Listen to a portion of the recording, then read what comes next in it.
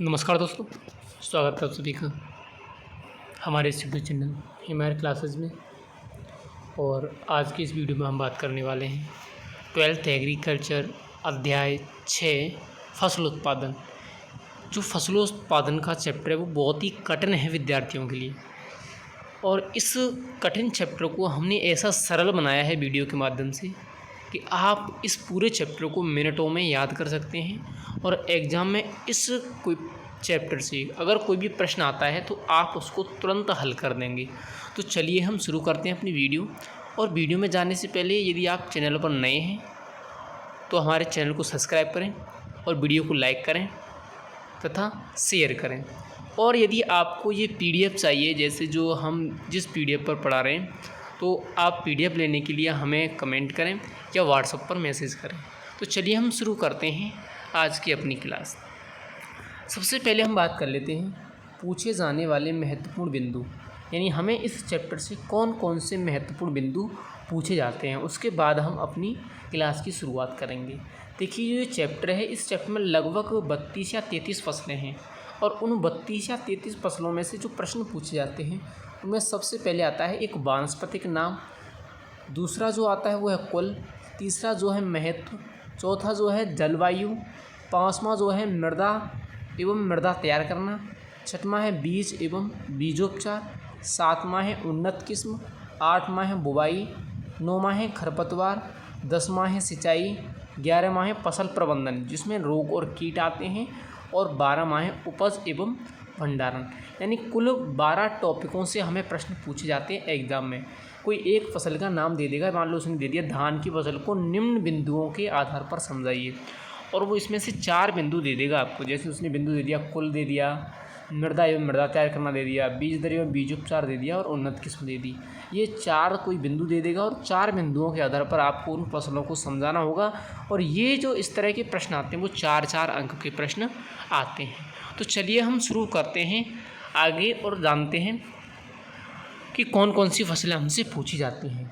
सबसे पहले हमें ये पता होना चाहिए कि हमारे जो परीक्षा होगी 12th की, वो जो 12th की परीक्षा में कौन कौन सी फसलें पूछी जाने वाली हैं, इन कौन कौन सी फसलों से प्रश्न आते हैं। तो हमारी परीक्षा में 7 तरह की फसलें हैं टोटल। अगर हम सबसे पहले बात करें खाद्यान्न फसलें, जिनकी संख्या 6 है, गेहूँ, जौ, धान, मक्का, ज्वार और बाजरा। दूसरी हम बात करें दलहनी फसलें, जिनमें मूंग, मोठ, उड़द, लोबिया, चना, अरहर और सोयाबीन। तीसरी हम बात करें सरसों, तिल, मूंगफली, सूरजमुखी, तारामीरा और अलसी। चौथे पॉइंट पर अगर हम बात करें चारे वाली फसलें, जैसे रिजका और बरसीम। पाँचवें पॉइंट पर अगर हम बात करें गन्ना, आलू और ग्वार, जो रोकड़ फसलें हैं। छठवें पॉइंट पर अगर हम बात करें तो रेशेदार फसलें, जैसे कपास और सनई। सातवें पॉइंट पर अगर हम बात करें तो मसाले वाली फसलें, जैसे जीरा है, धनिया है, मेथी है, सौंफ है। ये लगभग 30 या 31 फसलें हैं। इन 30 या 31 फसलों से आपको एग्जाम में प्रश्न पूछे जा सकते हैं। समस्या यह है कि 30 या 31 फसलों को 12 पॉइंटों के आधार पर कैसे याद करें। अगर हम 30 फसलों में 12-12 पॉइंट पढ़ते हैं तो बहुत सारे पॉइंट हो जाते हैं जो हमें याद नहीं रहते। इसलिए हमने इस चैप्टर को इतना सरल बनाया है कि आप इसको याद कर सकते हैं। तो चलिए हम शुरुआत करते हैं इन फसलों को कैसे याद करें। देखिए, इन फसलों में अगर हम बात करें पहले जो पॉइंट कौन कौन से हैं। एक जो वानस्पतिक नाम और कुल का जो पॉइंट है, वानस्पतिक नाम और कुल, ये पॉइंट आपको रटने होंगे दोनों। एक सारणी बना लेना जिसमें आप वानस्पतिक नाम और कुल को रट सकते हो। तीसरा एक जो बीज दर है, बीज दर भी आपको रटनी पड़ेगी क्योंकि अलग अलग फसलों की बीज दर अलग अलग होती है। चौथी आपको उन्नत किस्में रटनी होंगी क्योंकि सभी फसलों की उन्नत किस्में भी अलग अलग होती हैं। और एक आपको उपज रटनी पड़ेगी। ये 5 पॉइंट इसमें से ऐसे हैं जो आपको रटने हैं।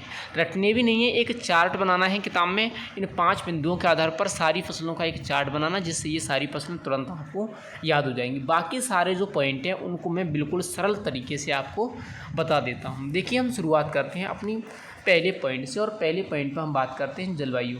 जब भी हमें प्रश्न पूछा जाएगा किसी फसल का तो उसमें जलवायु सबसे पहले पूछी जाती है। और 31 फसलें हैं, अगर हम 31 फसलों की जलवायु की बात करें तो हमें किसी भी फसल की जलवायु याद नहीं होती। लेकिन इस वीडियो के बाद आपको सारी ही फसलों की जलवायु याद रहेगी। देखिए, जलवायु में 4 पॉइंट मोस्ट हैं।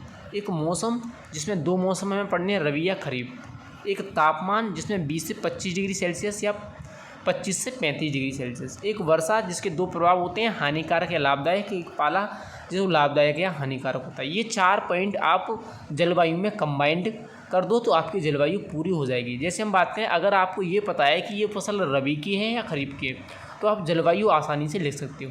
जैसे जो रबी की फसलें होती हैं उनके लिए 20 से 25 डिग्री सेल्सियस तापमान आवश्यक होता है, और वर्षा हानिकारक होती है और पाला लाभदायक होता है। वैसे हम खरीफ की फसलों की बात करें तो उनके लिए 25 से 35 डिग्री सेल्सियस तापमान की आवश्यकता होती है, वर्षा लाभदायक होती है और पाला हानिकारक होता है। यही चीज़ हमें जलवायु में लिखनी होती है। एग्जाम्पल के तौर पर सपोज करो हम ले लेते हैं गेहूँ। आपको एग्जाम में गेहूँ की जलवायु पूछी जाती है, तो आप किस तरह से गेहूँ की जलवायु लिखोगे ये देख लेते हैं अपन।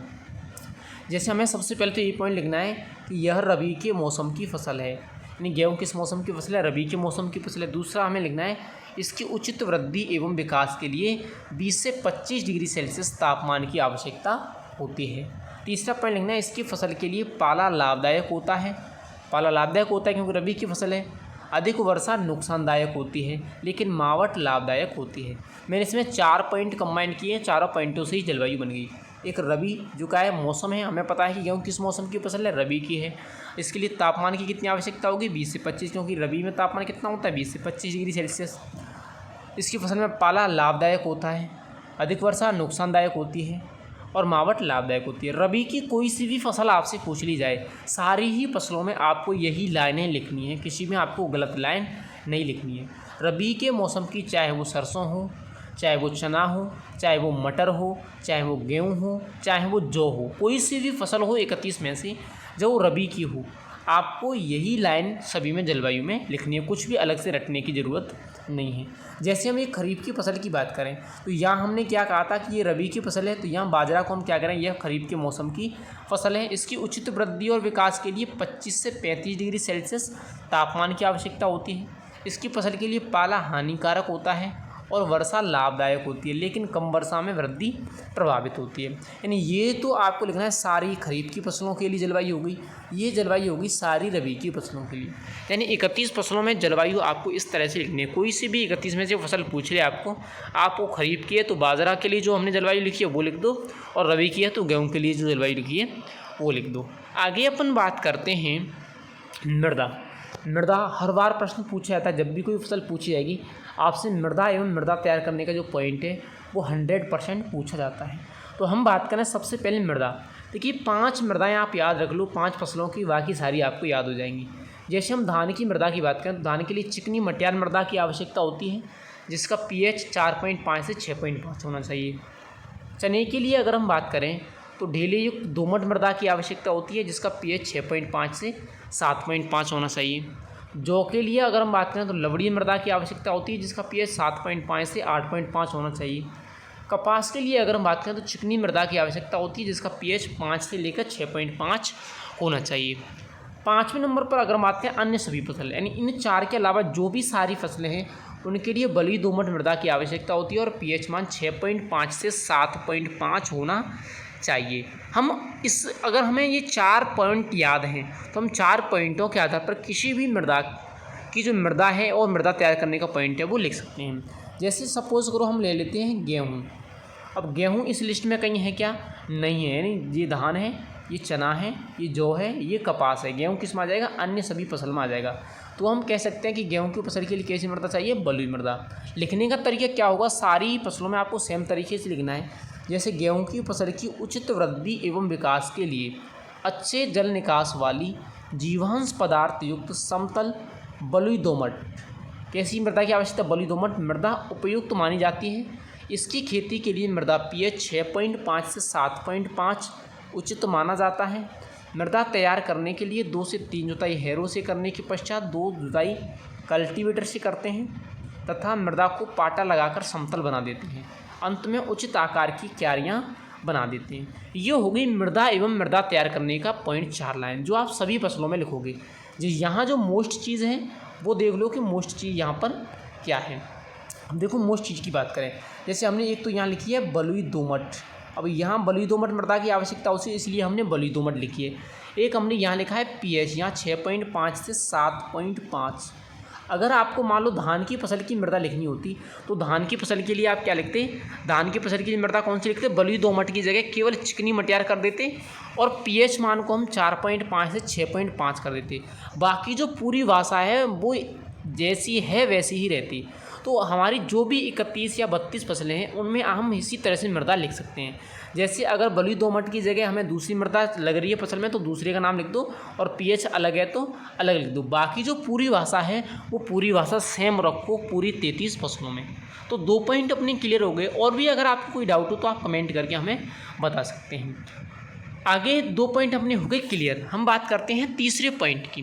जो तीसरा पॉइंट है अपना वो है बीजोपचार। हमें प्रश्न पूछा जाता है बीज दर एवं बीजोपचार से, और कोई सी भी फसल पूछेगा तो उसमें हमें प्रश्न करता है बीज दर एवं बीजोपचार। बीजोपचार में हमें 3 पॉइंट याद होनी चाहिए। पहले FIR, F का अर्थ है कवकनाशी यानी फंगीसाइड, I का अर्थ है कीटनाशी, R का अर्थ है राइजोबियम कल्चर।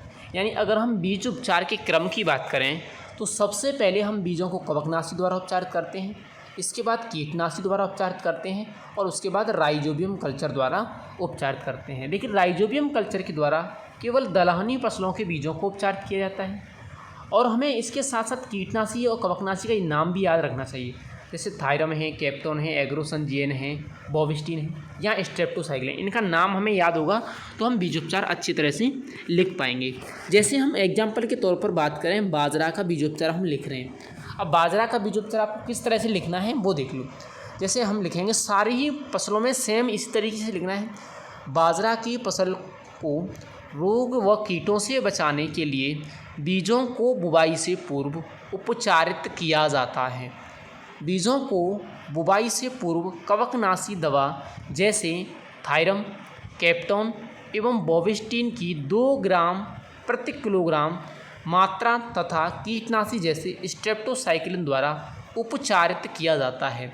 बीजों को बुवाई से लगभग 2 से 3 दिन पूर्व उपचारित कर लेना चाहिए। ये हो गया अपना बीजोपचार पूरा। अब मान लो हमसे बीजोपचार पूछा गया गेहूं का, तो हम गेहूं का बीजोपचार भी लिख सकते हैं। केवल क्या करना है, जो बाजरा लिखा हुआ है बाजरा की जगह पर क्या करना है, गेहूं लिखना है, बाकी सारा बीजोपचार सेम है।